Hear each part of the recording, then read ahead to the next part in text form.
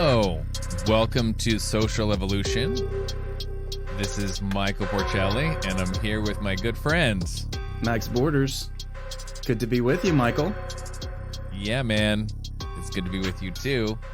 Fall is in the air, and, people are in Washington, D.C. talking about whatever the revelations of the Facebook files from Wall Street Journal, and I don't know, there's been almost like this, news reporting about other news reporting or the media talking about itself, which is not really a new thing, but it sort of has a new flavor in our times. And I think especially it's really ramped up since around the 2016 election. But, definitely there have been moral panics in the air before, and there's been, divisive journalism in history before, but it seems like this generation's version of it is going into possibly new territory, but like this idea that, we have these smartphones, or there are these AI algorithms, and there's news feeds, and like it's hacking our brains and our neurology. It's worse than it's been before. Like it's like smoking or something like this. It's undermining democracy. It's whatever. Like it's a big thing. Dopamine hits, limbic hijacking. Yeah. All of these different. Yeah. And the Netflix documentary, what was it called? The Social Dilemma. Got two. I think it got 2 Emmys. It was awarded that earlier this year. Oh. Yep. And so people are talking about that documentary still in light of the Facebook files revelations, but I don't want to just specifically focus on that documentary or Facebook, although we're going to can't avoid talking about those two things. But the larger topic in general, I think, is very interesting because it does talk about the mind and artificial intelligence, and it definitely touches on topics we talk about here at Social Evolution, which is like, well, what's the evolution of our institutions and our technologies, and how that affects our policies and how it affects where society is going. And let's get into it. I know you have some opinions, Max. Where do you want to start? Well, I know you do as well, but I'll take a stab. Yeah. I think the best place to start the conversation is to think about any given person who is a user of social media. Okay. We have this idea that, for example, Facebook, because it's the big dog, gets the most because there's billions of people on Facebook. Yep. But let's be honest, some of the conversations around social media really aren't about Facebook at all. For example, with young girls, teens, for example, they're, concerned about the mental health of young women. Mm-hmm. We also know that only 30% of teenagers actually even use Facebook. Most of them use TikTok or something else, Instagram. Right. Yeah. Now, of course, Facebook owns Instagram and a lot of these other social media platforms. But it's not clear that they all function the same or have the same effect. So we have to be very careful in parsing those distinctions. Some of them are dynamics that have to do with social dynamics, bringing out the best or worst in people. Mm-hmm. Some of them might be what we might call availability heuristics, which is you find something wrong that happens on social media and you magnify it and make it into a crisis. Mm-hmm. So I have some concerns that that's actually happened, that it's been made into a crisis. There is this temptation to make anything that's a social problem or a minor problem or something happens over here, over there, extrapolating that into being a crisis worthy of the name. So I'm concerned about those things, but I want to start with the human mind, the human brain, the individual user. Okay. And the reason I want to do that is to ask the question, are we very much like Skinner rats at the disposal of sophisticated asymmetrical AI? Or are we much more, do we have more agency than that? Are we a little bit more reflective? And if not, who in society is more reflective than that and who in society is not? I want to acknowledge the existence, for example, of filter bubbles, that people tend to watch or consume content that they like or that they find interesting and that comports with their conceptions of the good. Some people would say this is a bad thing. People would say it's a good thing. Mm-hmm. But the idea is that we're not as much, or that not everyone is as much in possession of their psychology as they think they are. And that there's an asymmetrical relationship with big tech, where big tech has learned to hack our brains to such a degree that they can make money, and this keeps us in filter bubbles. So there's a lot of issues here, but let's get started with that. What do you think? Well, I think it's think this is a really cool place to start. I mean, we got to start somewhere, and I imagine we pull on the string somewhere, and it's going to lead to the other things, and maybe we're going to get to the politics later, which is totally fine. I do generally, and I'd be happy to really lay out all of the at least the key points that I think I share, with this analysis. I mean, I do. Whether with which analysis that it's a problem, right? That maybe I don't quite share the, when I think about the social dilemma, like I sort of think that it was actually using some of the very techniques it was criticizing to kind of create like there's a weird feedback loop even and it's spreading on social media, and like Netflix has a recommendation engine, but they're the ones that are like producing the fucking thing, and it's like, okay, so there's a little that irony is not lost on me, that it's kind of exploiting some of the very kind of the parts of ourselves that are susceptible to moral panics or to propaganda in order to sell a story about, propaganda being bad for us, algorithms being bad for us. But there is a way, whether I agree with the policy recommendations or whether I agree with the degree to which it's a problem, I do basically buy into it's a problem. And I can share with you why I think so, and why I think it's potentially a unique moment. Or maybe it's some of the stuff that, whatever advertisers and mass media people discovered, like whether it was, Bernays back in the, this is Sigmund Freud's protege, cousin or nephew or something. That's right. Yeah. He was connected to Freud in some way, and he was right. He's ironically created propaganda, the sort of a Jewish connection to Herr Sigmund, right. And his work was appropriated by the Nazis. Now, if that's not ironic, but Edward Bernays, he was the author of Propaganda, and saw how to create mass movements through demagogic means. It's pretty interesting stuff, even for back in those days. Totally. Well, and that is a perfect example of, how the way that we shape our tools and our tools shape us kind of a thing. And all of this kind of media studies that came out of the post-war mid-20th century, whether it was, critical theorists or, Noam Chomsky or, these things seem, at least at some level, to be obviously happening, right? Like the messaging, the one-to-many sort of broadcasting. I mean, FDR and his fireside chats, or, and as long as there has been this mass media thing, I think there has been a bit of a quasi, moralizing about, oh no, and now we're ruined, right? Like TV is going to turn you into your mind is going to turn into Jello, right? I mean, I remember this from growing up and stuff like this. And there is a way, the doomsayers always seem to be underestimating our ability to kind of adapt to a new environment. And I think this is perhaps where the social dilemma, is just a one trick or a single note sort of critique. But I do think deep learning, machine learning algorithms that companies like Google, Amazon, and Facebook have are very, very powerful. I do believe, to some degree, behavioral conditioning insights are work.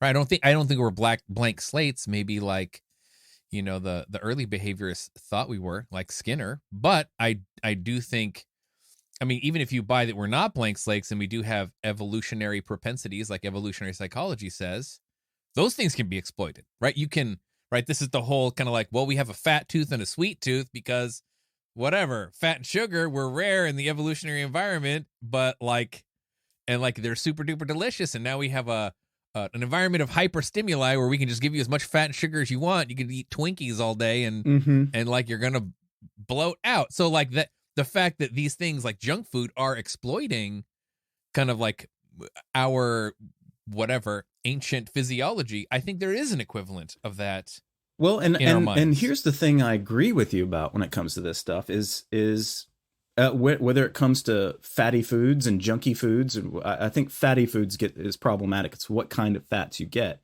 But let's just talk about sugar and carbohydrates as being, you're getting way too much of this stuff in the environment we have now. And we've seen a pushback against that. We've seen, there was 30, 40 years of the idea of a high carbohydrate, low fat diet as being the key to heart health. I don't know if you remember that, but that was overturned by people who were basically networking together, talking to each other, and came up with an alternative, which is stuff like, Atkins paleo or the evolutionary fitness diets, all of which are very similar. They rely on, ketogenic diet, which is, basically reduction of sugar and carbohydrates below a certain threshold so that you can, you don't get these insulin spikes in your body, for example. Right. And you burn fat for fuel instead of storing it forever. Exactly. And so what we saw was the overturning of 30 years because of this decentralized, conversations people had. And it really didn't come out of the medical profession per se. It was kind of from the fringe, and eventually it started to take over. But what's interesting about some of these diets, these healthier diets, is they are much more followed by elites, right? So there could be the case that it's easier to snooker with social media algorithms, people who aren't as high Q, and that sounds elitist, but we have to acknowledge that. I bet you dollars to donuts, no pun intended, that if you were to track the way people eat in society, it would follow roughly along socioeconomic lines, but socioeconomic lines also tend to follow along cognitive elite lines. So you'll find that cognitive elites tend to eat better and healthier foods, and poorer people who tend to not be cognitive elites are open to junk food, and everything in between is quite questionable. But I don't want to point any arrow of causation with this, because I'm not prepared to do that, and we need to do some serious study and investigation of that. But the point is, there is a grain of truth to the idea that certain people are more susceptible to these kind of algorithms than others. They're more credulous. They're more accepting of, let's say, a polluted information or bad information or bullshit. And so if you were to do a cross section of say QAnon folks, you might find that only the ones that are the cognitive elite are the ones who are able to come up, spin the great stories, and then the rest of that group is quite credulous. But in any case, I agree with you. The thing about grains of truth, though, is whenever you have a grain of truth, and I think that the social dilemma as a let's use that as an exemplar for this position, that there's this massive problem with social media. Diagnosing the problem becomes difficult, and also finding what's problematic and to what degree. And in that, I think that's might be where you and I disagree, and we'll have to figure that out.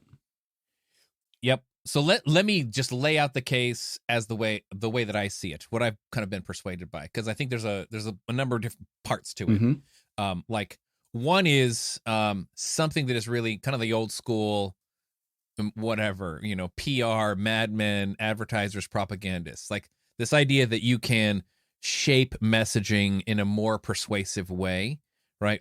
By like, whatever, this kind of propaganda prowess or something like that, right? I think that has been supercharged in a way. Now, this is kind of on the technical side. Let's just say like A/B split testing, or like getting stats on click-through rates, big data. So we're in a moment where the folks that like Mad Men folks, can get way shorter feedback loops to actually correct for and optimize their messaging for more effectiveness or more click-through or more upsell, like rates and this sort of thing. And those tools are provided by these platforms like Amazon, Facebook, and Google that have these very, very elaborate algorithms. They have ad placement algorithms. They have an ad auctioning kind of thing. And those things are these huge black boxes. And the truth is, like, this is my computer science side speaking, like these they're black boxes even to the engineers that build them, right? These deep learning, machine learning style of AI coding stuff, which we talked about on our AI episode, like these things do these mass statistical procedures, but like they misfire in ways that are often surprising and nobody really knows why.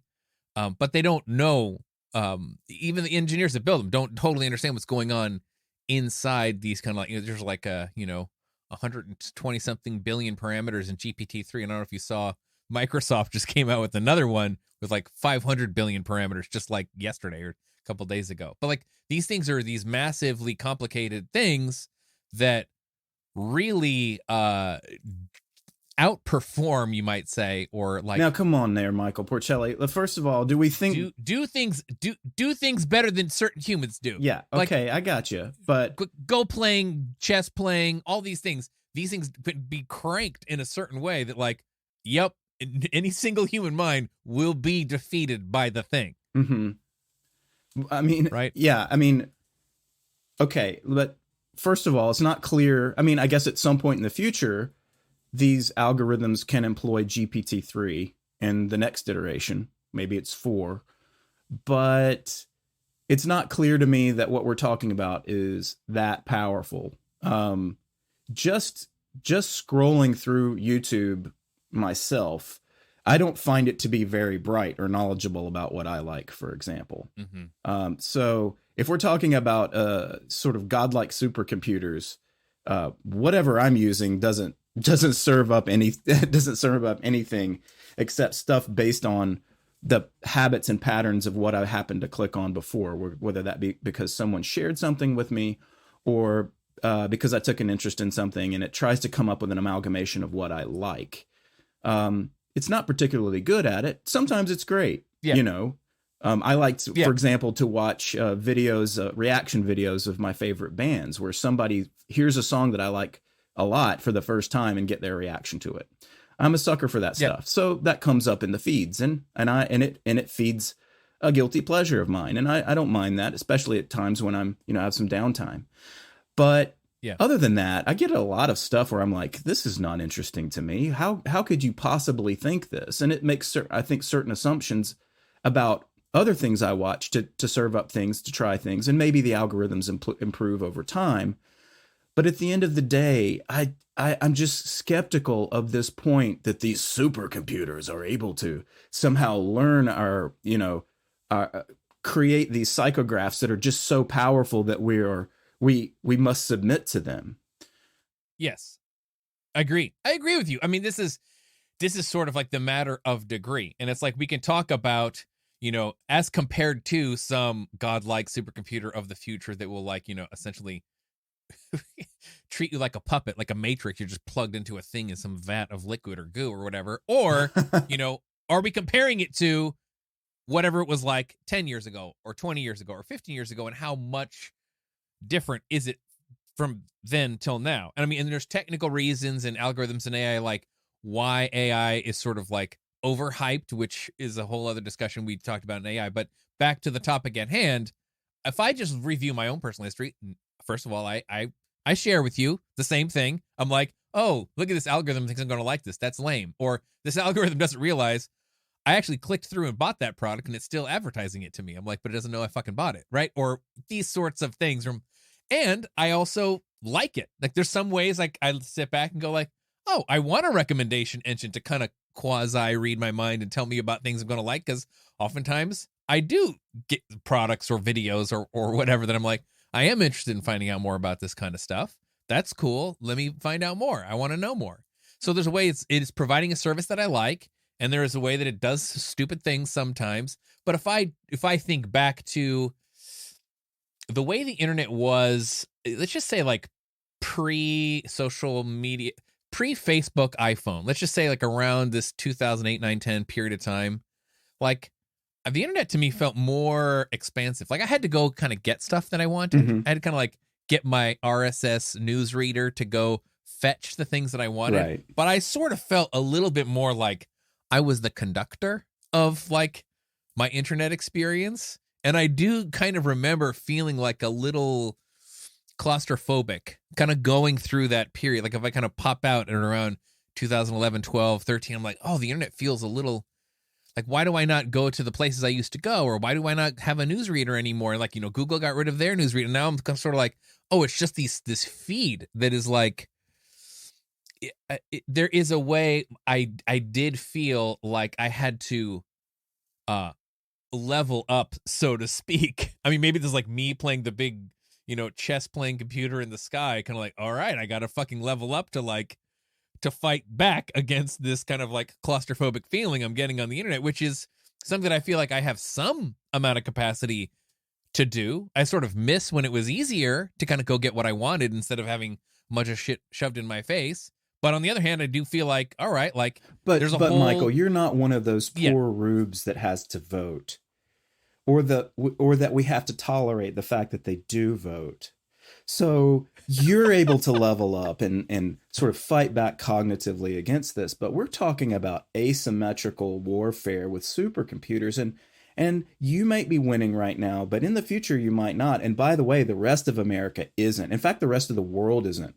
They're completely subject to these massive supercomputers that turn them into zombies that follow in these filter bubbles. And they no longer have any agency or even any virtue.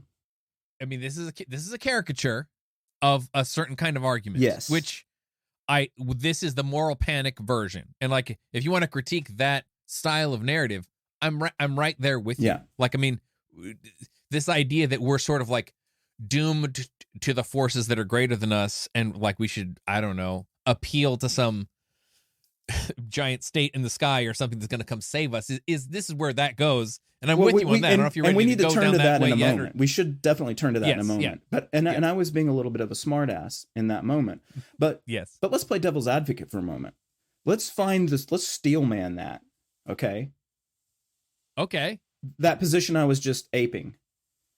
I want us to try to. I mean, that's what I've been trying. That's what I've been trying to do so far. Yeah. I'm ready to keep going. All right. Yeah. Carry on, going. then. It's definitely not lost on me that like there's been a whole cottage industry of like how to make your shit more viral, right? Like I could even, I know YouTubers or other social media influencers who've gotten really, really good at like, how do you craft the tweet that's going to go viral, or how do you craft the still image headline like on your YouTube video that's the one that comes up in the search results, like, so that it's more likely to go viral. And like, you can go out and find books. I think one of the funniest ones is, have you heard of Nir Eyal? He wrote a book called Hooked, which was like to teach people how to make products more addictive.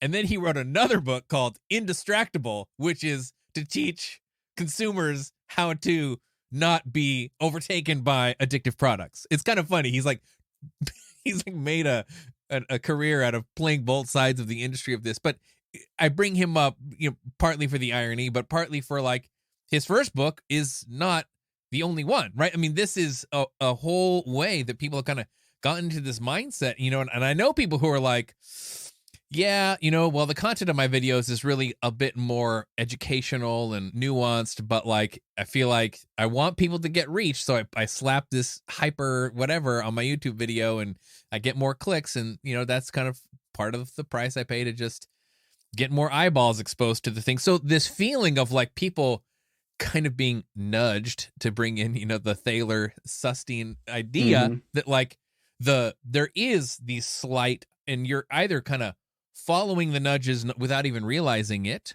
or you are like kind of becoming aware of the nudges and going like, I guess I'll do this. And I think it has effect. Like, I don't know what your opinion of whatever the New York Times of yesteryear was, but I do think New York Times itself has become more clickbaity in this environment just to fucking compete with other, outlets that are totally willing to be as clickbaity as they want to be, right? It's like, National Enquirer and New York Times are kind of like competing head to head for like spots on your news feed, or you know what I mean? It's like, okay, it has affected the way even that the shit gets reported. It's not just that it's addictive to the consumer, it's actually affected the way that the stories lead, and they lead with more sensationalism, like more gossipy, more opinion, more divisive, more polarizing. These are things that get the click throughs. Yeah, but this is not just happening in. I'm sure that this is, of course, the case. People click on the sensational, and so there is an arms race to make titles more sensational. That is certainly one aspect. We've all noticed it. It's happened, and I think there's a massive stratum of people who are like, wow, the more clickbaity it is, the less likely I am to click, because come on, and you're just like, I'm just not going to play this game today, right? Yep. And then other times you're like, okay, let's see what you got. And then oftentimes there's no payoff, there's no punchline. You're just like, wow, that was just to get me to click, and I'm so disappointed in the result. Yep. So but let me just describe for a moment another phenomenon, which is the NPR. Yeah. NPR, it has some pieces, and those pieces are obviously, more or less clickbaity. But I used to think that in NPR, let's say NPR circa 2010, okay, was pretty reflective. It was obviously left of center. Yeah. But in terms of its clickbaitiness, it wasn't as much. And I thought they were master propagandists back then, because they were so careful in the way they presented their bias. And it was really good. Yeah.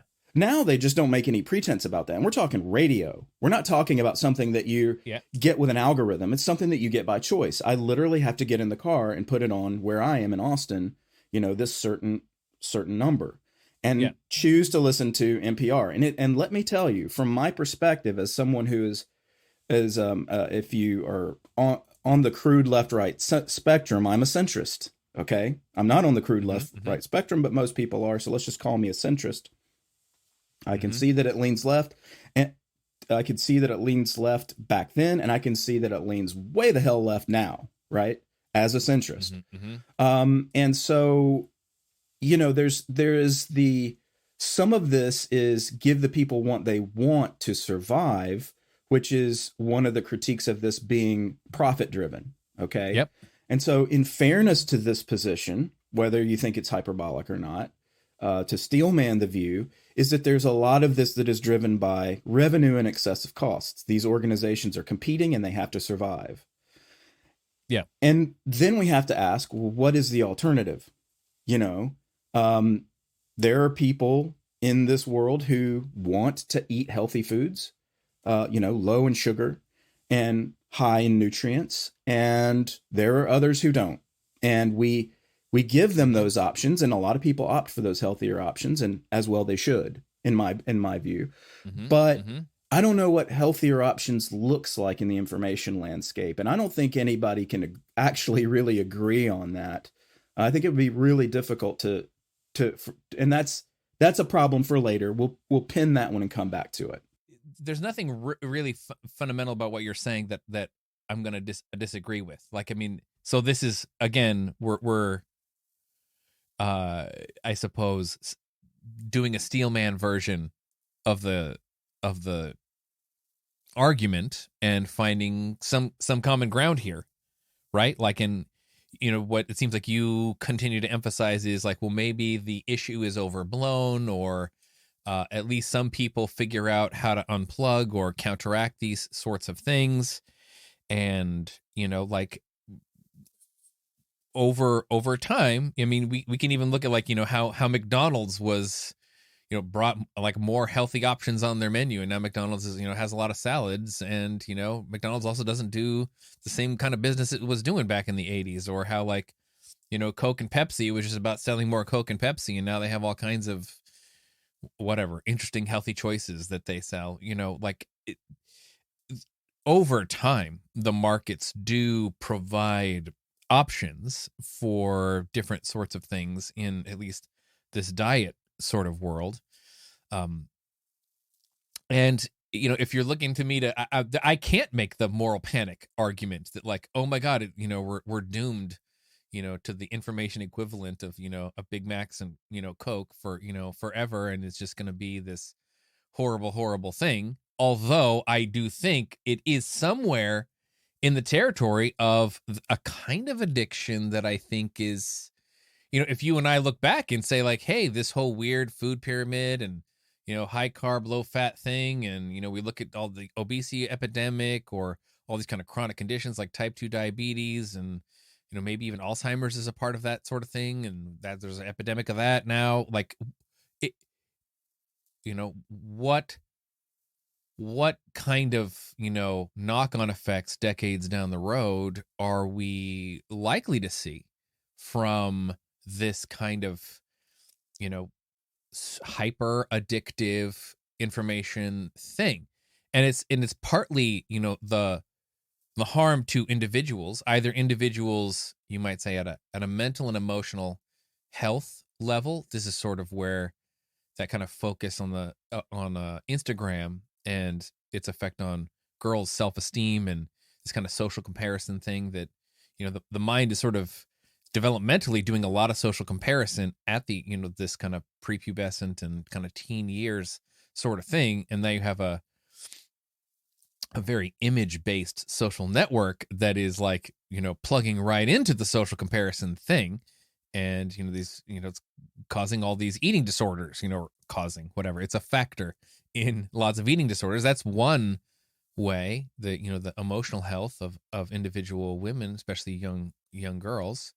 But then maybe there's another version of it, which is, political polarization that's getting amplified, or just how easy it is for crazy misinformation and conspiracy theories to spread. I mean, 9/11 truthing was kind of the JFK conspiracy theory of the internet age and the original one. And now it just seems like these things can just get spun up and launched like at ever increasingly frequent, even QAnon has now like fragmented into, other, QAnon itself was a whole psyop by, now you have the conspiracy theory kind of thing. It's like, it's like so quick to create a new one. And it's partly because, hey, this entanglement of people who've like gotten really good at designing memes and virality and algorithms that are really good at deploying it, and people whose minds have essentially not really been educated, or at least the education that they received was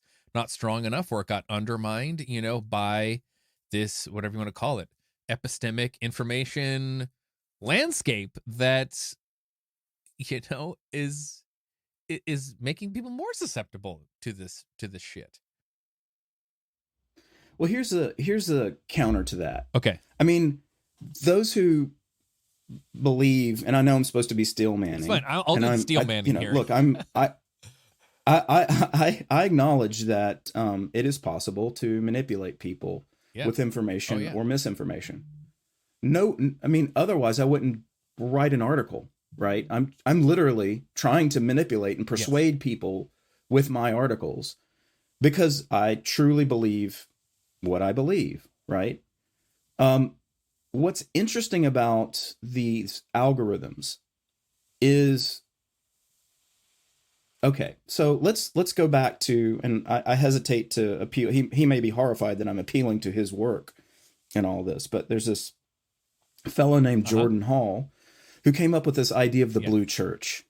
And I would love to put this construct into our show notes because I think it's a really interesting way of looking at things. There's another version of it from Curtis Yarvin called the Cathedral.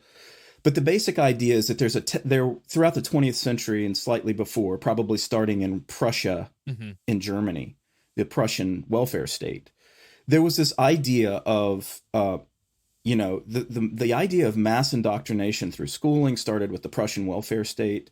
The idea of political parties capturing people and gaining more power by offering goodies, more and more goodies to people. All this was pre-Nazi Germany, but was established well in Prussia.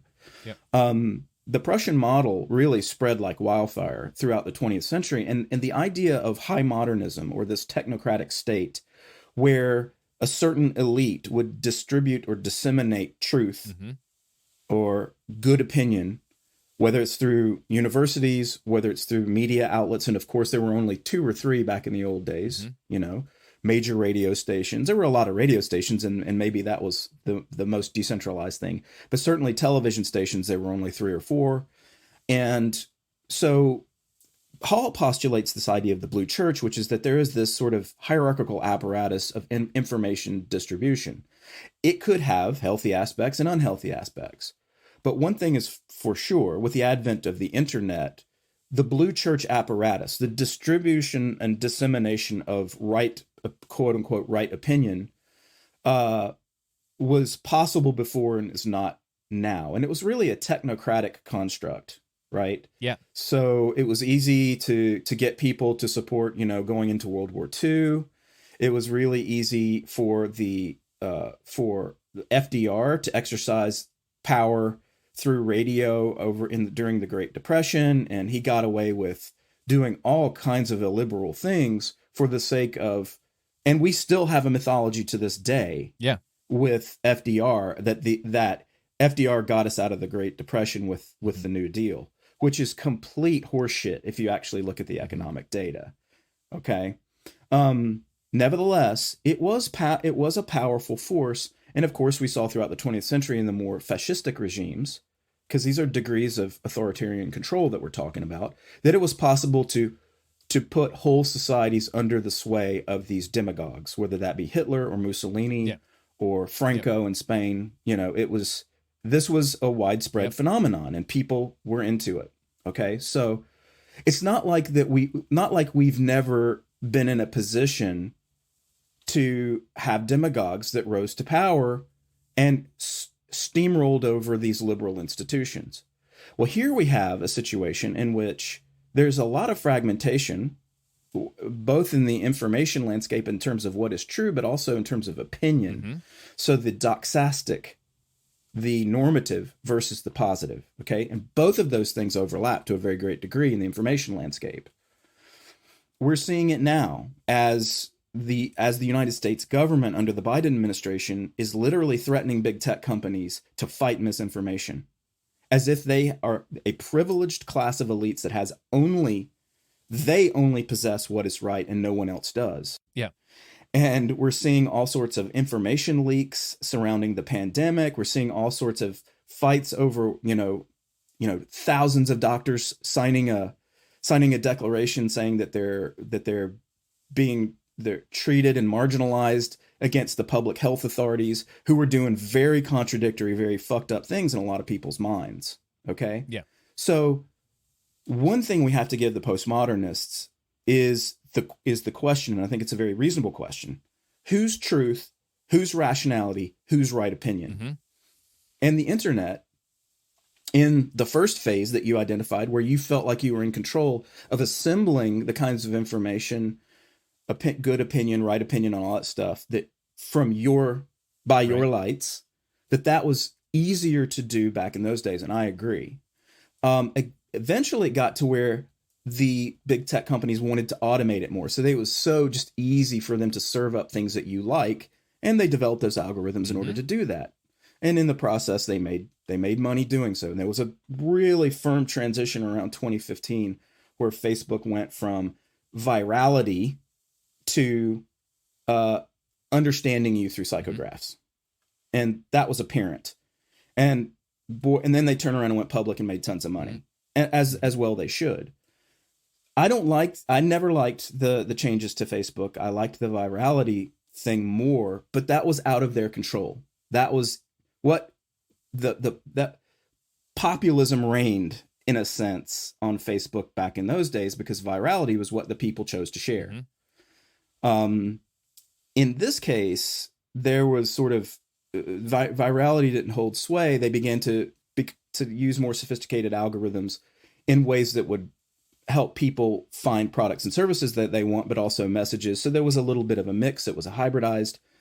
And now they're begging, Facebook, for example, is literally begging to be regulated because they can't please anybody. And I kind of understand Facebook's position in this regard. I'm not saying that Facebook is without sin. What I'm saying is they're begging to be regulated for not only for public choice reasons, because they stand to lock it in to the regulatory state.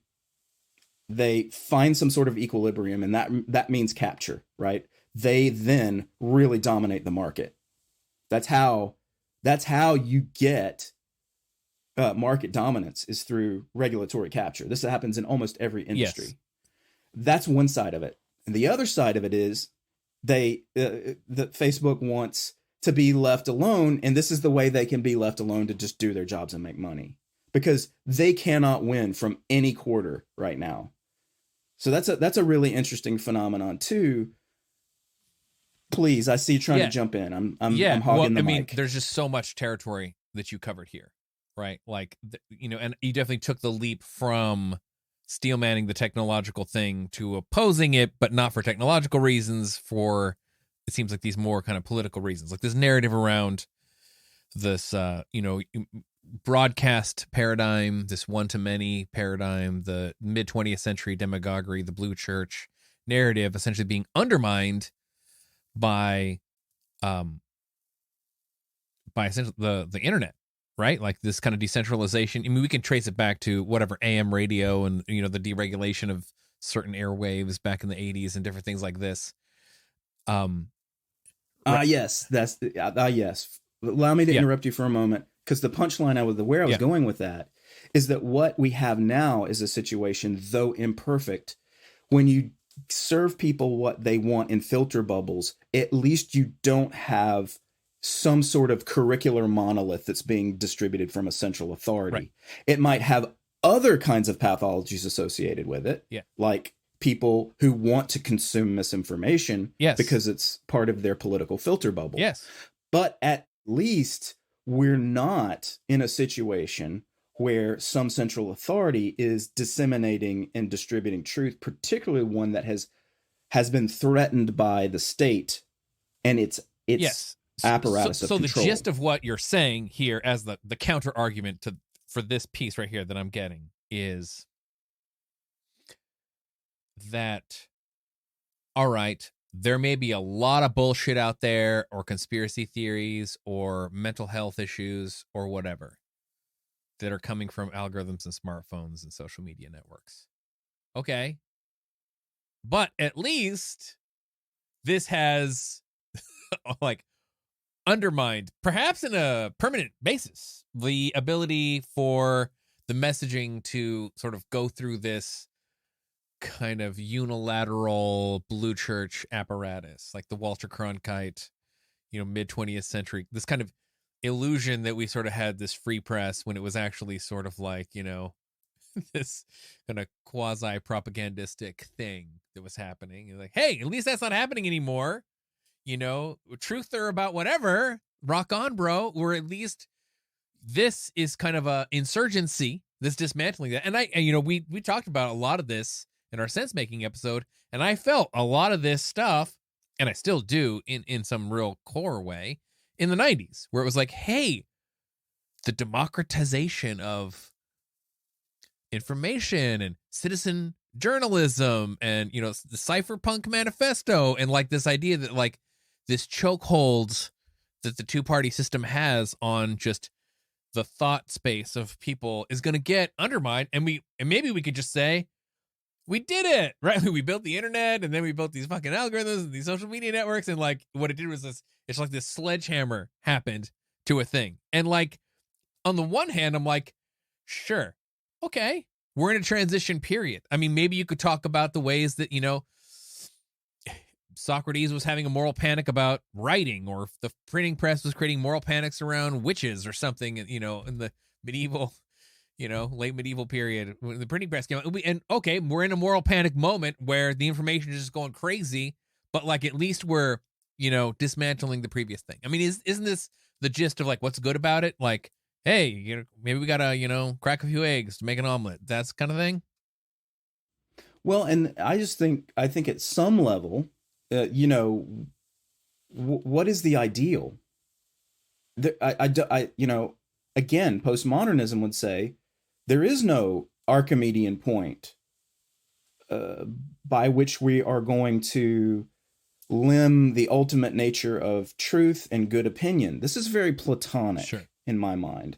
And I see this Platonist streak in a lot of these social dilemma types, Tristan Harris and even Daniel Schmachtenberger.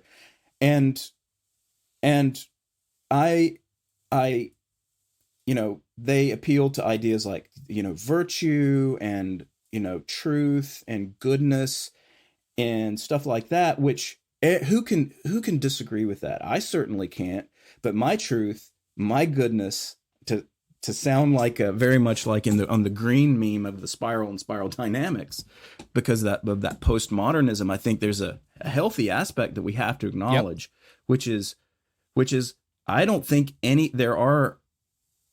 Platonism is going to work in this context. I think Platonism, and I think Plato was rightly criticized for being an authoritarian, for stratifying society along the lines of elites and so on. On down to the hoi polloi or the plebs. And, the idea that we're going to limn through regulation the right sort of algorithm for the right sort of brain is very much, redolent of Marx discussing the socialist man, the ideal person to live in the socialist society, or correspondingly to a puritanical version of that on the right, which is the right person is the studious person that goes to church and believes in God and Jesus and so on and so forth, and that should be inculcated from a central authority. Of course, there are values and virtues associated with that point of view too, but we know the danger in thinking along the lines in those Platonist terms. We do. So to my mind, and maybe I'm pushing too far ahead here, and we can go back if you want, but to my mind, whatever it is, it needs to be radically decentralized and competitive so that people can opt into systems that comport most closely with their conceptions of the good, and we're going to have to deal with some of the downsides of that. But downsides are inevitable with everything. That's true. Any system. Yeah. And, there is a gravitational pull, I notice in our conversations, that it inevitably we end up talking about moral and political philosophy because we're talking about social issues. And it's unavoidable that we're going to end up there. And at the very least, I would agree with just what you said here, that there's sort of a pluralism. I mean, what did I know you don't like Rawls, but what is this sort of idea of like reasonable pluralism? Like reasonable people will disagree. We're not going to have a Platonic ideal of like, the moral and the good are fact of pluralism. Yeah, and I think you don't have to go to some kind of crazy anything goes kind of postmodern relativism. It's all just arbitrary. Exactly. There's somewhere in the middle, which I think is a lot of people would kind of go like, yeah, totally. Reasonable people can disagree, and there are competing moral theories like utilitarianism and deontology or whatever, and like, okay, cool. And very smart people hold all these different views, and there's a meta-pluralism there. And likewise, I think I want to give credit to the Tristan Harrises and the Daniel Schmachtenbergers of the world for this idea that that in order to be better citizens in some sense, in order to be better decision makers, even in local communities, which is what I would think is the most important thing, not at scale, which is what they talk about a lot, that we need to make decisions at scale through democratic means. That is a huge problem of their thesis, and we'll come back to that. Yep. But I can agree with the first part of that, is that we're better people when we have better information, we adopt some basic cultural mores, norms, or virtues. What those are, we may have disagreements on, but at the end of the day, I do agree with that. I do think that we're better citizens, or we're more engaged in the life of our communities when we have better access to good information, rather than pollution or shit or bullshit or conspiracy theories. And just a moment on the note of conspiracy theories, and I want to pass the torch back to you because I see you going there. But one quick thing about conspiracy theories. The conspiracy theory trope has become a way to disparage people and their opinions. And this gets shared. This goes viral. Mm-hmm. So, for example, it took a lot of work and a lot of comeback for the idea of a lab leak theory, which was a very Occam's razor oriented type of theory in terms of the origins of the virus, right? That there was a problem with the low security lab in Wuhan and some very dangerous stuff being funded by the U.S. federal government, by the way, got out. This is now a very competitive theory compared to the natural natural origins theory of the wet market. Yep. Okay. But there was an entire year, and I mean an entire year, where if you breathed about that, you got disappeared from social media. They were the powers that be were literally threatening people and taking them off. I know 2 people in my circles who suggested the lab leak theory, and they were removed from Facebook for a year, got all of their stuff taken away. Okay. Because Facebook had caved to pressure to propagate certain theories over others. That's no longer happening, but it took a breakthrough into the mainstream media before, and some slight acquiescence on the part of the powers that be to say, well, maybe this is an issue. And so the Blue Church came in and busted heads. And it was only because of the remaining decentralized aspects of the web that we even got the alternative lab leak theory back into the public consciousness. And that is absolutely fucking criminal, if you ask me. Well, I'm going to part ways for you in terms of, like, if there's a way that maybe you think I'm exaggerating a certain moral panic thing, maybe I think you are a little bit on this note, and maybe we'll just agree to disagree here. But let me just start with the agreement first. I do agree that the narrative around the lab leak theory was sort of like mainstream media outlets were like, this is dumb and lame. This is a conspiracy theory. And, smart people don't talk about the lab leak theory, right? That was definitely a message that I picked up on. But I had no problem being exposed either to like me going out and fetching the stuff that I wanted to, but even on social media, like there was plenty of talk about the viability of the lab leak theory. It did not really feel like a massive suppression. Now, there may be cases where the information was suppressed, but like if you want to talk about a conspiracy theory, I could easily make the case that like, claims of social media suppressing voices about the lab leak theory are greatly exaggerated, because I fucking had no problem interacting with and speaking about lab leak theory in most places on the internet, including social media that I was going on, or seeing people that were talking about it. It was not hard to find. I didn't feel like, oh my God, it's been disappeared from my feeds. It was plenty there. When? The whole time. The whole entire time. I think this is pretty anecdotal. I think if you do a search on Google for the lab leak theory and see if you can find articles from that year, try it. So I get what you're saying. I'm just saying, like, we're dancing around the same issue, like almost from opposite sides, right? Here's a moment where you're super concerned about the centralized fucking algorithms suppressing things in automatic ways that we can't get access to. And I'm like, yeah, well, case in point, like if we go back to our primary thesis, right? You're actually kind of clocking in right here in one of these particular cases where, yeah, that is the center. It's not exactly the same thing. There's algorithms that do 2 different things.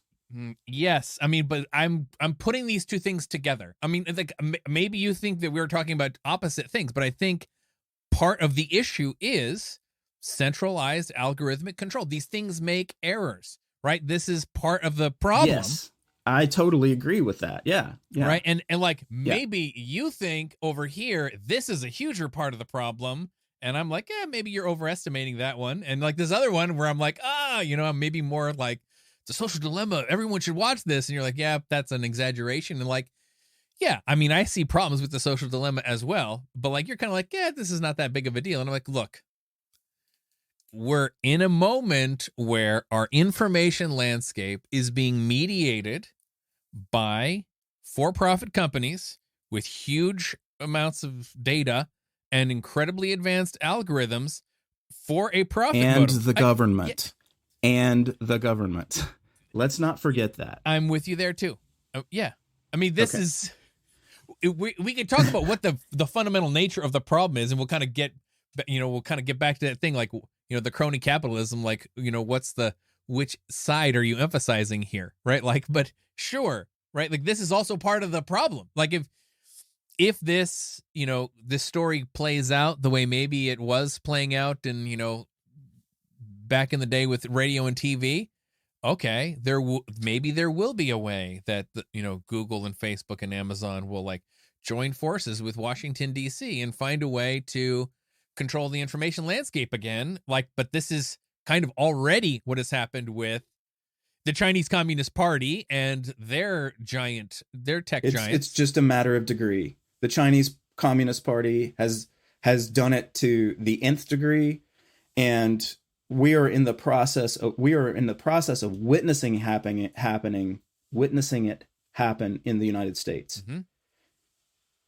And it's again, so I agree with you. It's a matter of degree. I think we're halfway to China right now. Yeah, I hear you. So I mean, look, the problem is like the same thing is a problem on both sides of this argument. I think. Do you see what I'm saying?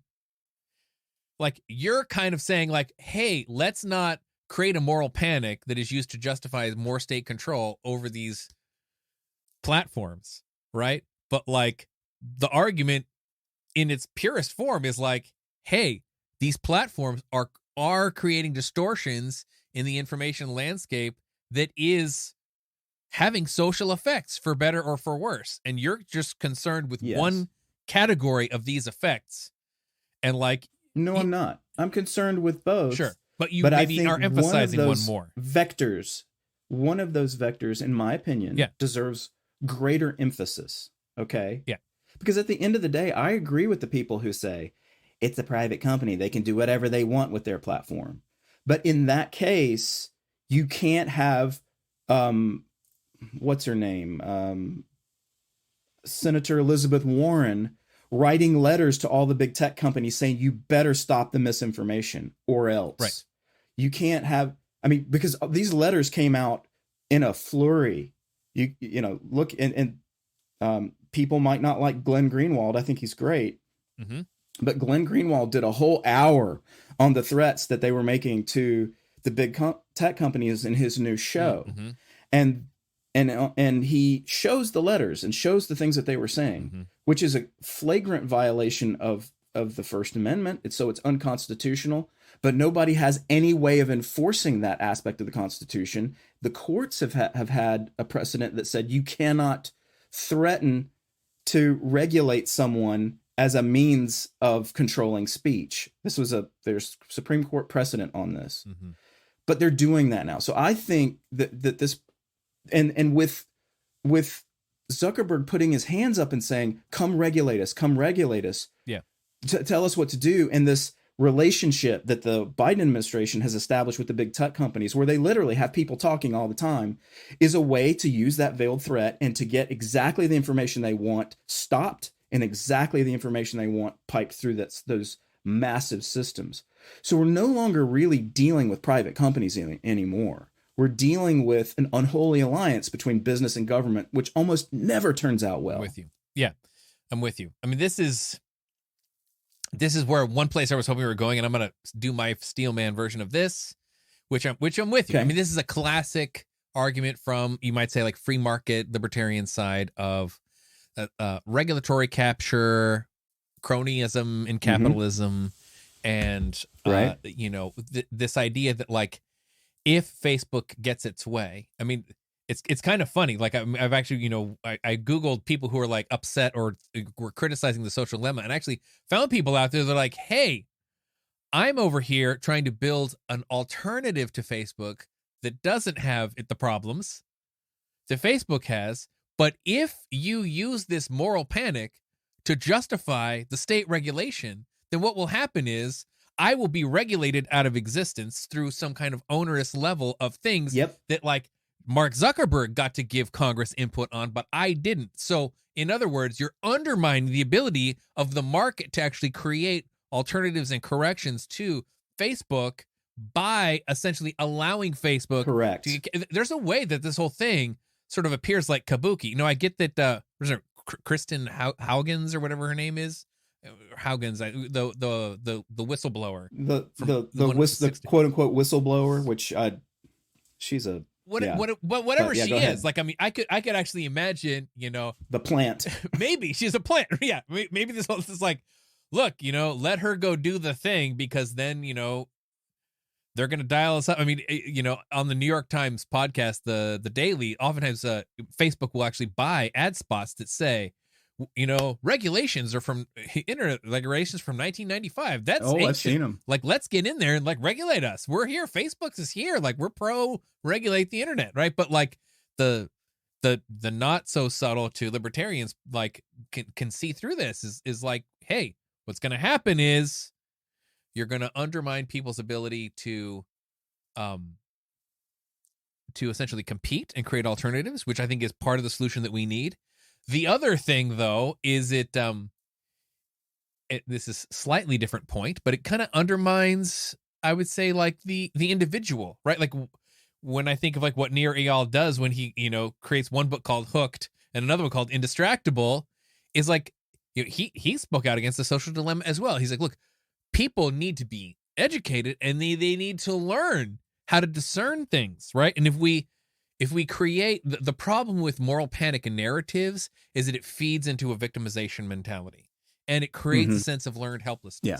And if you kind of like, if you use Netflix and fucking social media algorithms to implant this idea that like you're a helpless victim and you're a fucking puppet of Mark Zuckerberg's and the only people that can save you is like Washington, D.C., like this is actually a misuse of the fucking thing that it's the irony is just ridiculous at this point. Yeah. Right? Like it's like they're using this hyperbolic thing to create a really hooky thing that goes right into the social media algorithms that they're criticizing, that implants an idea into people's minds that I'm helpless.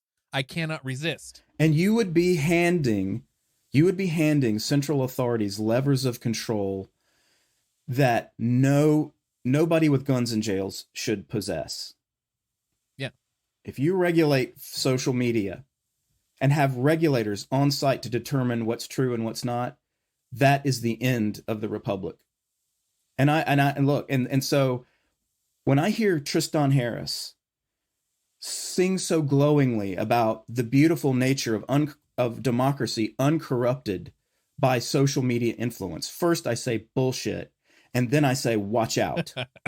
Okay? Yeah. Because there is no way that, and he's implying that what he wants is being able to give regulators access to the algorithms as if these regulators were angels. I'm sure he fancies himself an angel, but he is not. Mm-hmm.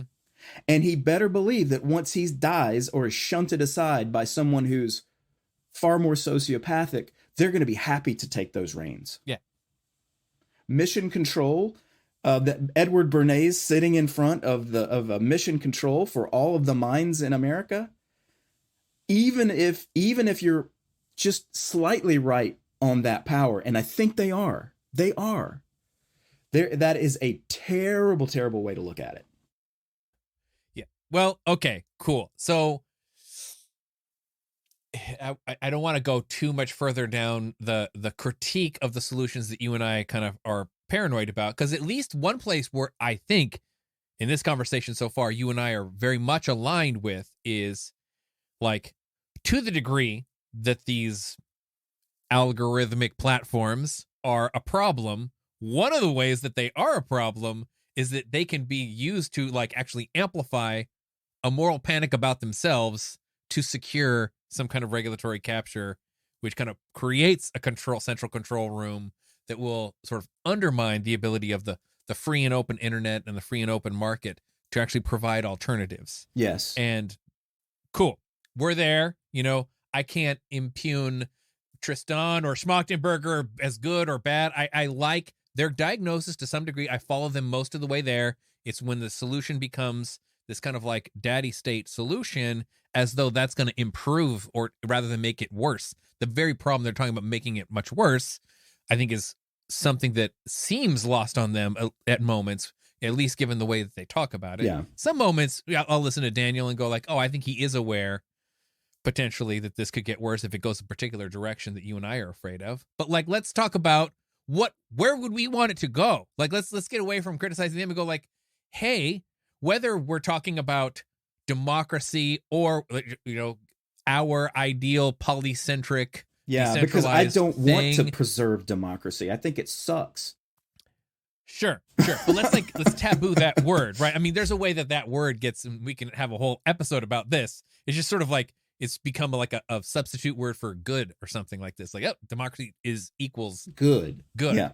Right. Like, but let's get rid of that democracy word for a second here and talk about, like, at least for me, Max, I do like this. I mean, part of my decentralist idealism, to the degree I am ideological about that, is I do care about people having sovereignty over themselves, their bodies, and their homes, and being able to act fairly unconstrained in markets, and people to be able to kind of like learn and grow and develop their minds in a way that's where they can pursue. I mean, this is where science comes from in its purest ideal form, right? This idea that, like, don't just accept what the church says is true. Go see for yourself. Like, the whole entire paradigm of experimenting and creating testable hypotheses, and like this idea of like the ever expanding knowledge base of humanity and like our convergence towards the truth and all of these kinds of things. I do think there are social constructs that support this better than other ones. Of course. And there isn't a kind of like blank slate version of an institution that sort of is sort of like, no, this is just like the empty, you know, remember the Matrix, the construct, it's just this blank page, right? It's like, there isn't, like, whatever the social construct is, it's going to have some amount of structure to it and bias to it. We're not going to be able to get away from it. So what's the one that we would advocate for that potentially avoids some of the worst of all of this? This is the big thing. This is a great question. I'm glad you brought it up. I may take us for a moment into a territory that we're beyond halfway point now. So hopefully this territory is fair game. But I truly believe, and I have believed ever since, for a long time, but certainly ever since the idea of, I remember the Cambridge Analytica so-called scare, right? This is really what made people, because this came out of the election of Trump, and people wanted to blame something for the rise of Trump, and social media was a good scapegoat, and it certainly contributed to Trump's election, no doubt about it. Yep. And we can see this happening elsewhere, but demagogues have been with us for a long time, way before the internet. Yep. So again, my problem with this is the apotheosis or apotheosizing of democracy. Okay. Because if you believe that the blurring together of, let's say, 180, 190 million people vote in any given presidential election,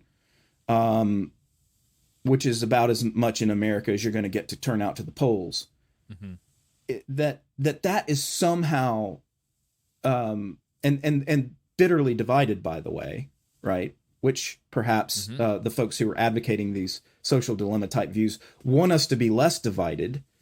But I think acknowledging the fact of pluralism, that Rawlsian idea that you're talking about, that Rawlsian liberal idea, the fact of pluralism, is like, hey, the idea of decision making at scale for 300 million, 350 million people is problematic in and of itself.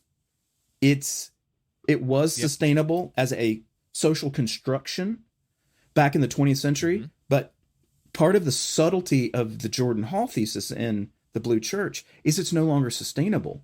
There are complexity issues with having unitary decisions for that many people over that great swath of territory, particularly with complex emergent systems as they are. So instead, if you're a decentralist, you want to say, okay, not only should there be alternatives at this level of description, namely social media, so that people can find different ways to indulge their particular piece of the pluralistic landscape, right? Through social media. But there also should be something other than democratic institutions that supposedly aggregate preferences at scale where you have a difference of, a radical difference in not just two camps, but many camps, because democracy blurs things together in a bipartisan system. That makes no fucking sense. It's like waking up. I use this metaphor all the time. Waking up, turning on your phone, and you have two apps, the red app and the blue app. Yeah. That's terrible. Yeah. I'd rather look at my iPhone the way it is. You could say that's an artifact of the U.S. version of democratic systems, and we could argue that the Westminster system doesn't have exactly that problem. Yeah, perhaps to a lesser degree, but we're seeing this in Britain right now. We're seeing this kind of polarization in Britain with Brexit. They blame social media for the success of Brexit, just like they did social media for Trump. And perhaps, yes, it was a great factor, but it's like, but the presumption is, something went desperately wrong. I don't think there's anything wrong with the Brits pulling out of the European Union. It was fraught, it's super problematic, You could say it was a democratic choice if you want. That's right. So it's like it's like only the democracy I like is the subtext in a lot of these conversations. And what I would say is we gotta just have moral jurisdictions. We gotta have polycentricity, polyarchy, a state of affairs that's radically decentralized, where people can opt into their different conceptions of the good. And if your system sucks, it won't be sustainable. People will leave it. But we don't have a system like that right now. We are locked into a monolith. And so the very idea that we need to shore up democracy with better social media is hugely problematic because, again, democracy sucks. Yep. Okay. So I do want to kind of part from the democracy sucks train. I mean, with just kind of under certain conceptions, I agree with you.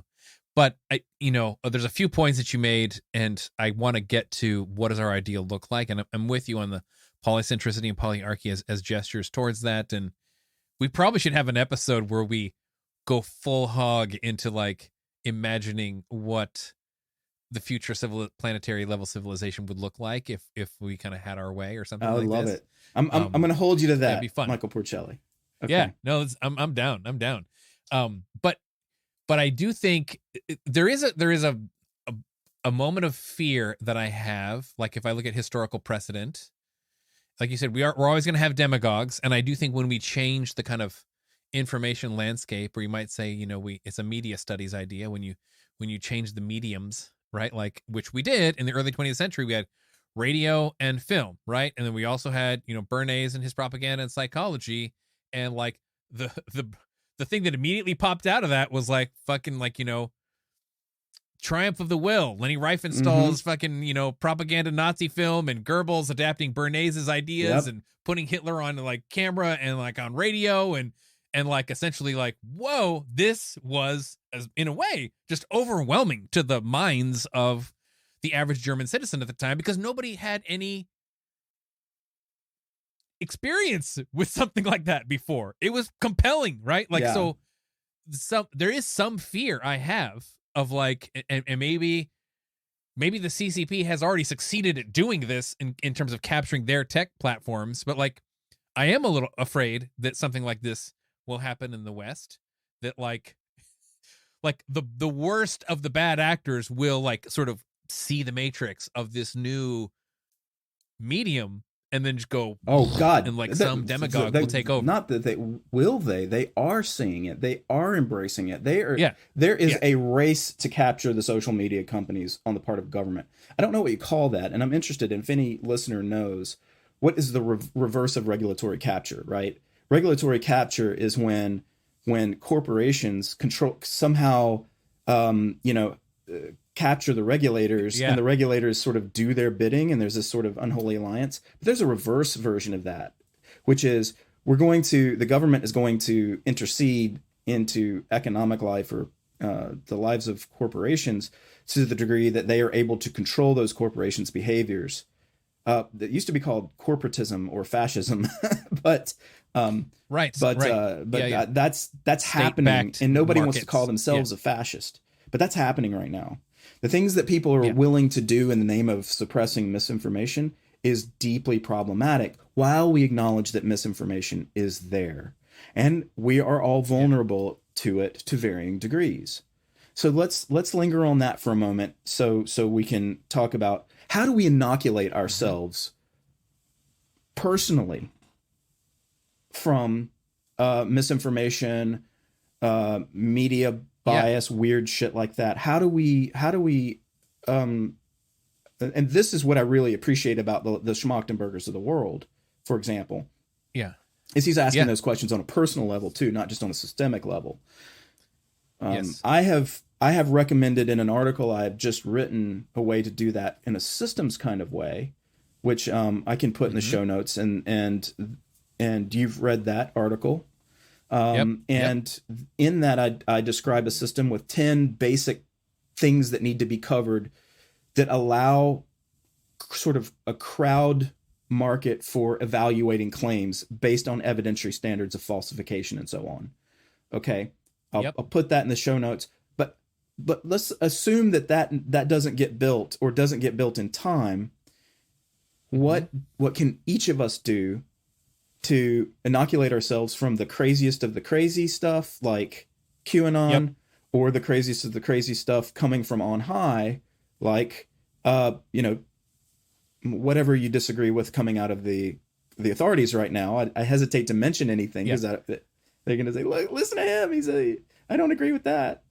I think it's, for example, crazy to mandate people to get a novel vaccine. I'm not anti-vaxxer, but I think it's crazy to mandate people to get a novel vaccine after they've already had coronavirus and they have natural immunity. They have durable immunity from that. There's no point in them taking the vaccine. It seems like this is more collusion between state and corporations, but otherwise it's all done in the name of public health. Yep.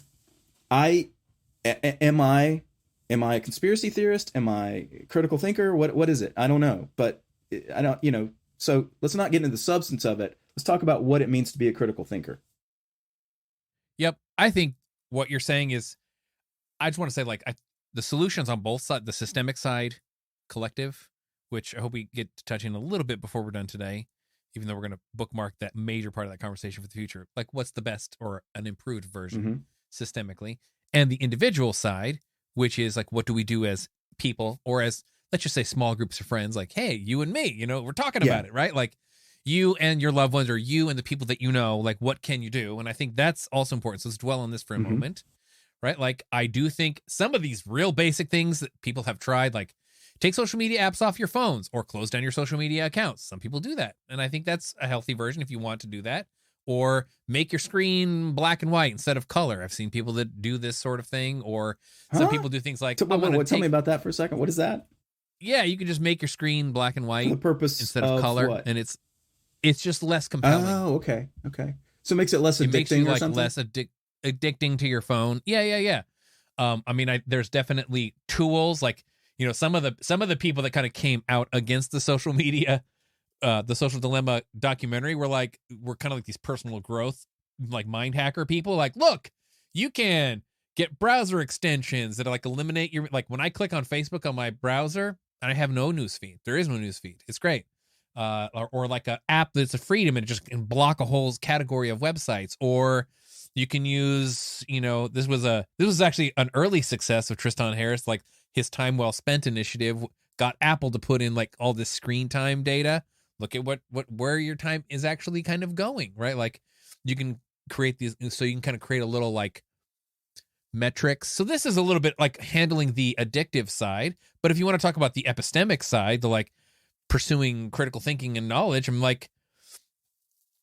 I think there's a number of different things too, which is, you can, if you haven't been exposed to the rationality community online, which they have meetups and they have a website called Less Wrong, and they have very, very strong social norms around, what makes a good post or what makes for a really good interaction. And the truth, there's a systemic thing also, like the way that the comment system works is way less the way that it works on, I remember early forums, like online, you could be like, oh, here's a flame war breaking out. I could get addicted to it, but then I could also be like, oh, like Slashdot had a nice karma system where the flame wars would essentially disappear and you wouldn't have to see them. And I'd be like, oh, cool. So like, bad comments getting downvoted because there's a community standard around like being nice or having good epistemic hygiene or steel manning the position or not straw manning the person or whatever, like, or, these different ways of doing good rational discourse. You can actually find communities who have built their own platforms that are off of the mainstream social media. I actually think the quality of the discussion on Reddit is way better. It's way less polarizing, and it's way more interesting, and like the quality of the conversation is better. So you can choose certain platforms over other platforms that are built not just to sell, billions of dollars worth of ads. That's another way of doing it. Or you could do something like educate yourself. Like Steven Pinker just came out with his new book called Rationality, which is probably at this point one of the better introductions. I mean, Eliezer Yudkowsky has this whole sequences on Less Wrong, which are, it's like 1,000-page book or something. But, Pinker is a better writer, in my opinion, and is a more elegant and compact introduction to rationality. And his book is really great. So, like, these are the kinds of things you could do as an individual. Like, you should understand what is probabilistic reasoning and Bayesianism, or what are logical fallacies, what are the cognitive biases, and understand the research that's behind how your mind will go wrong, so you can at least catch yourself in the act. And right now we're seeing again this pushback against Kahneman and the behavioral economists about some of these studies, or behavioral psychologists about cognitive biases. Some of that literature is being attacked right now. Questioned. I'm not saying that these aren't good heuristics. Like availability bias is one that I appealed to earlier, and confirmation bias. Negativity bias. I think there's a lot to these. Just because somebody did a study that contradict them. So I think the jury is still out on some of these, but I think they're great guidelines to try to find the major ones to avoid. And I agree also with getting in with a rationality community, looking at things that they say. But here's a little bit of pushback on that, and it's not to say that this is a way of checking my priors, because I agree with you. I love all these guys, everything you just mentioned. Brian Kaplan's Myth as a Rational Voter. I can't wait to get my hands on the Pinker book. There's some really good stuff out there, but the problem is that it is tailored. All of that stuff is tailored to a cognitive elite. Okay. You're not likely to see people either interested in or capable of consuming this information if they're under a certain IQ. And people under a certain IQ vote. That sounds elitist as hell, but I think it's something we have to grapple with. So trying to determine some heuristics for people to use their critical thinking, even if they don't have an IQ of 130, 150, right? That's going to be important. And I think it's going to be important to figure out community mechanisms, because it's not, so now I'm switching to the systemic level, the collective. There's going to have to be mechanisms for helping other people help other people check their shit, besides blaming, shaming, and otherwise, which is what we see now, or just like animus and disagreement. There's got to be development of new systems that allow us to signal boost the best of what we have, even if the best is wrong. But it's thoughtful, or it's reflective, or it's something. I'll give you an example. Okay. And I'm on this show, I'm not going to come down either way, but there's a whole big disagreement right now among very smart people. We're talking super high IQ people, and the hoi polloi as well, about the effectiveness and safety of ivermectin. Ivermectin being an antiparasitic drug that has been used around the world for river blindness and other types of parasites that you would find in the developing world. It's generally considered safe, and it's people who developed it won the Nobel Prize. That being said, a lot of practitioners, physicians, started throwing things up against the wall early in the pandemic to see what would stick. And in vitro, I think is in the test tube, and in vivo, they came to discover that ivermectin was effective in early treatment against COVID. It slows the replication process and it has many different mechanisms of action. That's the claim on the part of the people who agree that ivermectin works. Now, there are people who found problems with some of the studies that came out around it, right? In terms of what they are calling fraud, or terrible, ways of putting together the information, or just bad studies. But the studies are mounting, and they tend to be small scale studies because there's no money behind it. So there's this big debate about ivermectin, and there was a young woman who had Julia Galef in in copy on Twitter, I guess you'd call it copy, referred to Julia Galef. And she wrote an article for Vox saying that there is no evidence to support the idea that ivermectin works. And you're saying Julia wrote that, this or other woman wrote it? Her name escapes me, but we can try to put that in the show notes as well if you want to mark that. But the idea was she came to the conclusion through Bayesian reasoning, through Julia Galef's heuristic. And it's Bayes' heuristic. It's not Julia's, but Julia is the foremost person to teach people how to think this way, and I think it's very healthy. But what she did was to take meta-analyses and derive a Bayesian conclusion of sort of netting out all of these studies in her mind in order to come to the conclusion that we don't have strong enough evidence we don't have that ivermectin doesn't work, was her conclusion. And I would say that Bayesian reasoning would lead us to the conclusion first that it's inconclusive. Okay. Just because you found a bunch of studies that are wrong or taken out of the results doesn't mean anything. And a couple of the studies, a tiny minority of the studies found that ivermectin didn't work. But look, I'm acknowledging the Bayesian reasoning is good here, but it's not the only reasoning. The other piece of reasoning here is that you have thousands of doctors around the world who are using it successfully and who are finding that in their practice. And that requires local knowledge. Local knowledge is very different from Bayesian reasoning. And if you can aggregate local knowledge, then you can use Bayesian reasoning to determine whether or not you can do a better job of determining whether or not the meta-analyses are right or not. Okay. So that's what they're trying to do right now. But there's almost like a conflict between doctors who are like, I've treated 6,000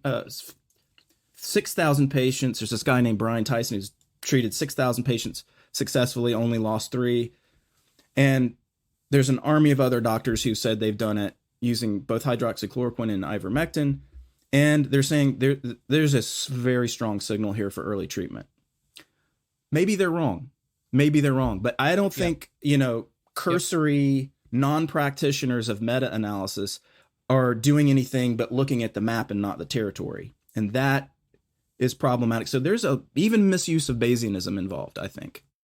There's a lot in what you said, and I don't want to go into the ivermectin debate, and I do want to get back into like what's good, and we're limited on our time here. So I do want to push back a little bit. I think you said some misleading things about Bayesian reasoning, like anything that Bayesianism is just about your subjective probability around your own beliefs. Exactly. Right. It's like so whatever you're saying, like, oh, this other thing called local whatever is different than Bayesian reasoning. It's not. And Bayesian reasoning can expand and include all those things. It's just whatever weightings you're putting on everything, just in the aggregate, is Bayesian reasoning.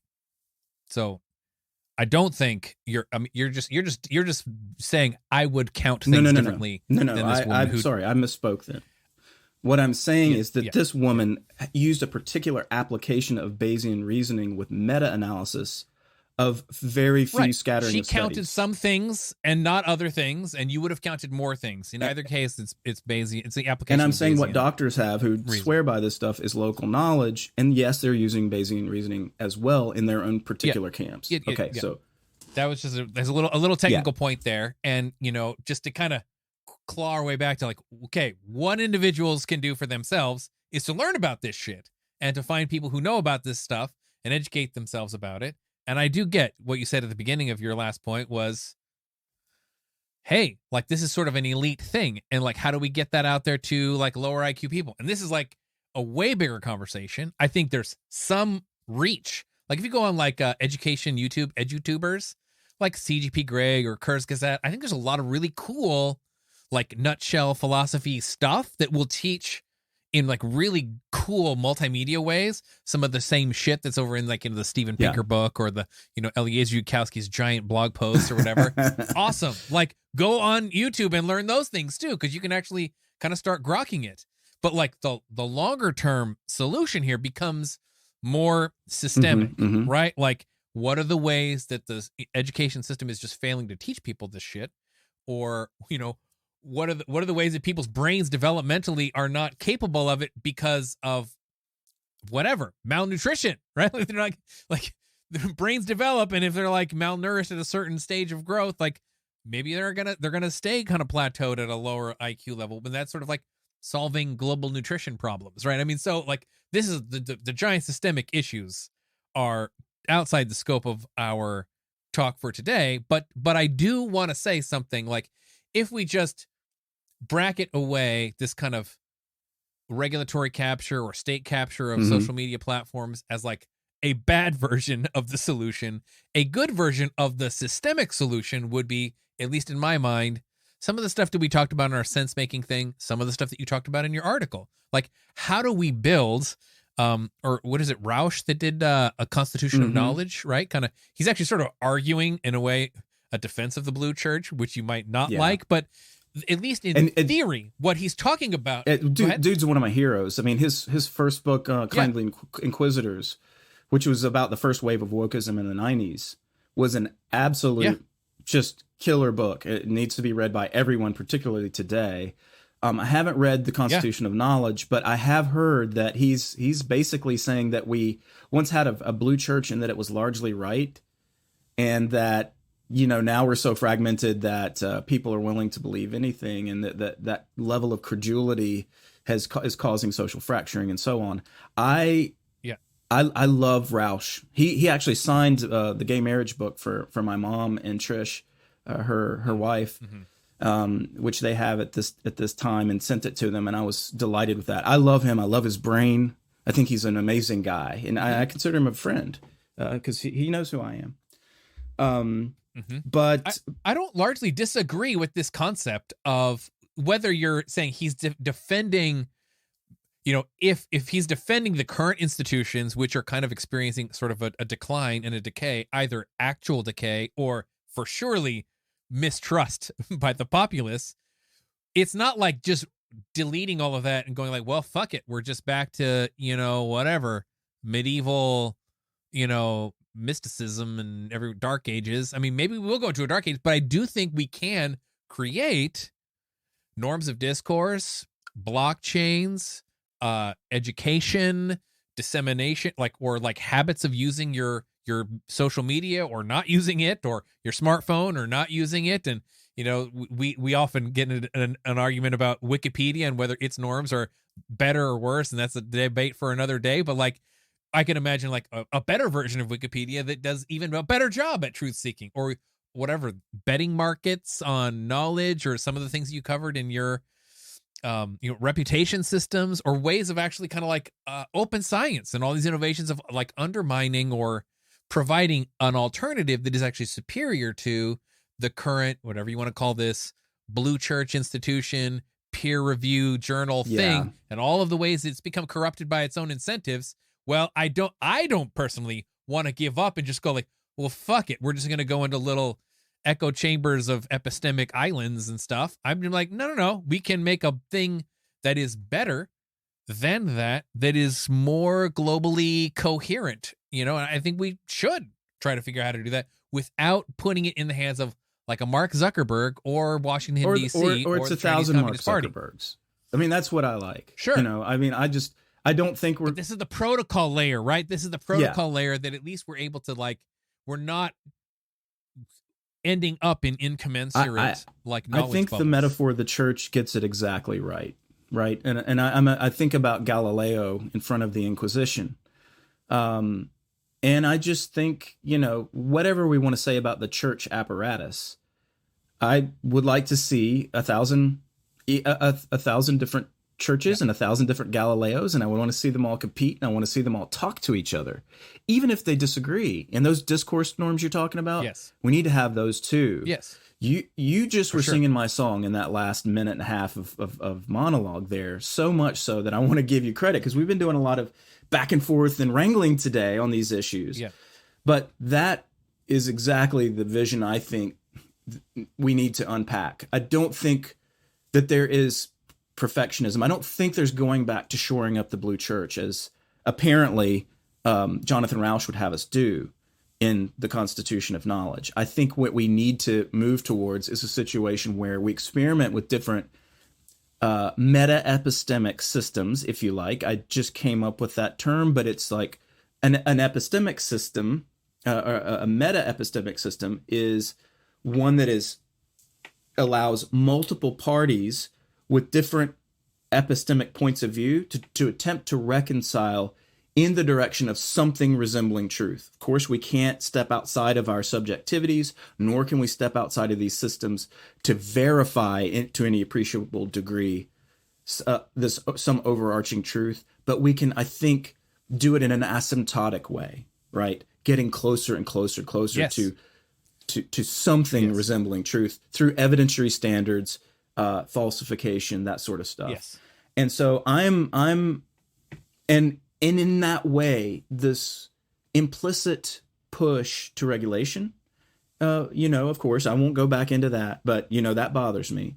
The centralization aspect, I think it really bothers me. Mm-hmm. So I want to agree or express some agreement with the Rawlsian fact of pluralism, the idea that attempting to in some way adjudicate or reconcile different conceptions of the good as well as different conceptions of truth can help us get to some greater facets, more holistic truth that has different facets. Yes. Because I think sometimes we want to be so narrow in our assessments of what constitutes truth or knowledge that we forget that these could be holistic pieces of a more holistic or wider truth that's out there. Yes.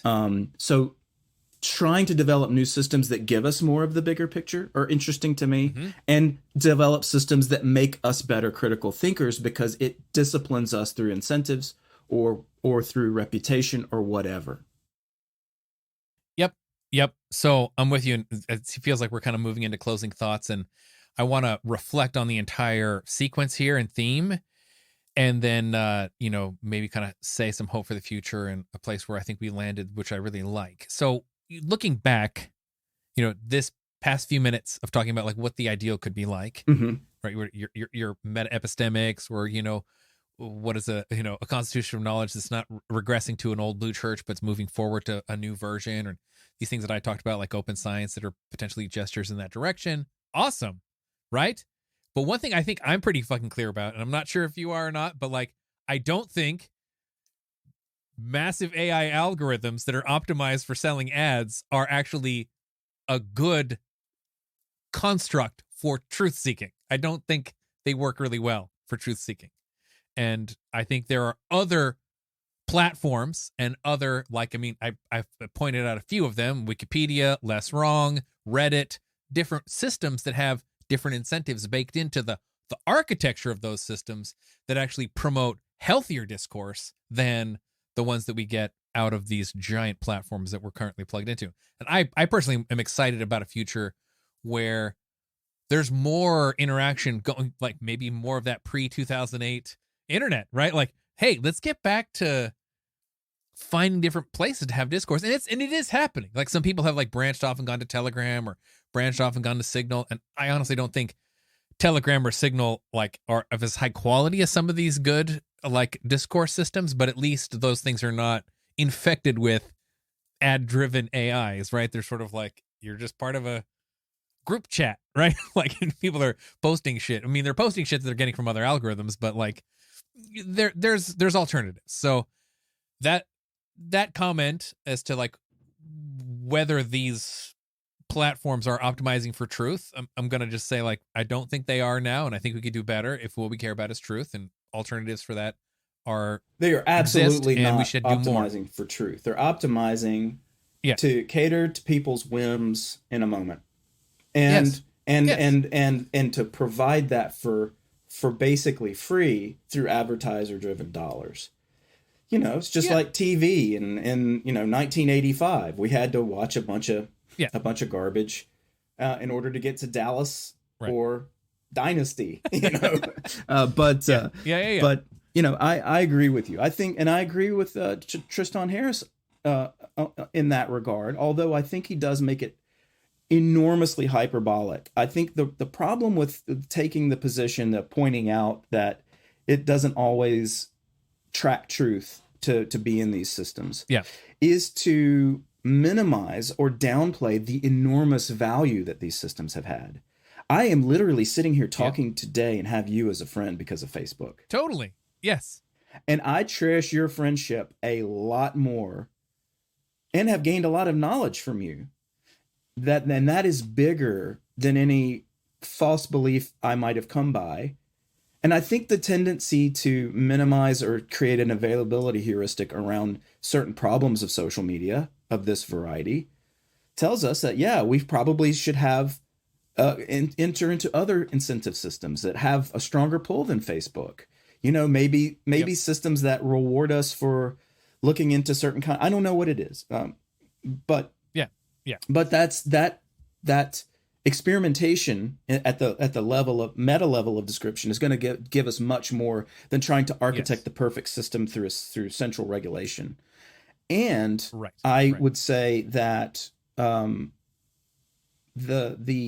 we can't forget that even though there's a capitalist, ad-driven system that gives people more of what they want, whether it's healthy or not, like sugar, is still on net good, and we prove that by virtue of the fact that people choose it. Yeah. And you have to explain to people that they are somehow benighted. A billion some people, you have to explain to them that they're benighted if they're on Facebook. And I don't think either Tristan Harris or anybody else can make that case.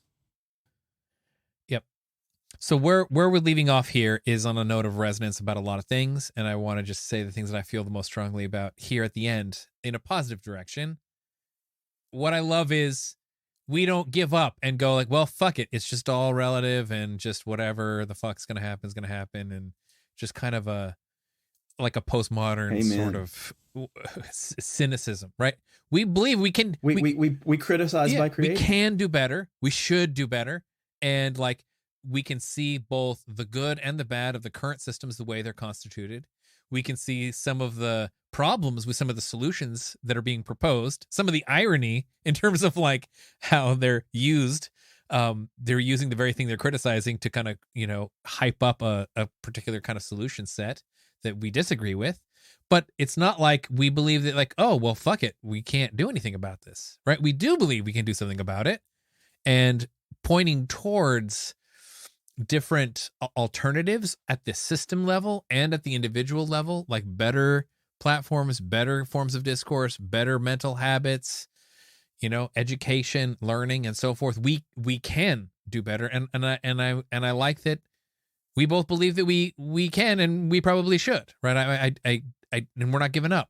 So I'm hoping that to the degree we agree that there is a problem here with fragmentation of epistemics, we do believe we can improve that in perhaps a different way than most people are thinking. Instead of looking to, Congress to do something, about it, what do we do about it as a community of, free citizens, as free as we are? Right on. Absolutely. I can only agree with that assessment, and so much appreciate your taking the time again today, and everyone who got this far in the podcast for listening. I am so delighted with this. You will see Michael and I mix it up from time to time. This was one of those episodes, but I had a great time in any case. Awesome. Thanks for tuning in, everybody. We'll see you next time on Social Evolution Podcast.